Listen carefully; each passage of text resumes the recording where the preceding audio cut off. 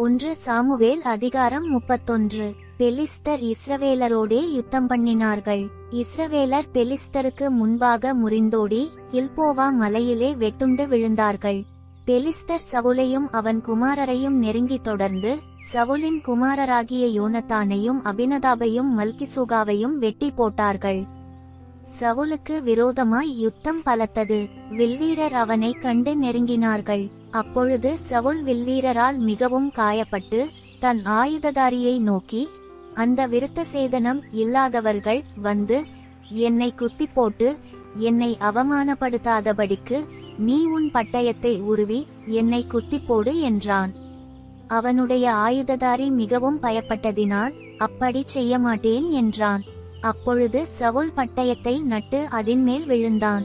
சவுல் செத்துப்போனதை அவன் ஆயுததாரி கண்டபோது அவனும் தன் பட்டயத்தின் மேல் விழுந்து அவனோடே கூட செத்துப்போனான். அப்படியே அன்றைய தினம் சவுலும் அவன் 3 குமாரரும் அவன் ஆயுததாரியும் அவனுடைய எல்லா மனுஷரும் ஒருமிக்க செத்துப்போனார்கள்.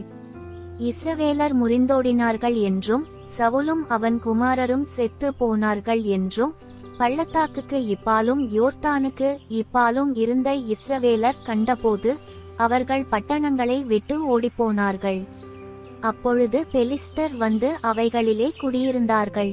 வெட்டுண்டவர்களை உரிந்து கொள்ள பெலிஸ்தர் மறுநாள் வந்தபோது அவர்கள் சவுலும் அவன் 3 குமாரரும் கில்போவா மலையிலே விழுந்து கிடக்கிறதைக் கண்டு அவன் தலையை வெட்டி அவன் ஆயுதங்களை எடுத்துக்கொண்டு தங்கள் விக்கிரகங்களின் கோவில்களிலும் ஜனங்களுக்குள்ளும் செய்தியை பிரசித்தப்படுத்தும்படி அவைகளை பெலிஸ்தர் தேசத்திலே சுற்றிலும் அனுப்பி அவன் ஆயுதங்களை அஸ்தரோத் தேவனுடைய கோவிலிலே வைத்து அவன் உடலை பெத்சானின் அலங்கத்திலே தூக்கி போட்டார்கள்.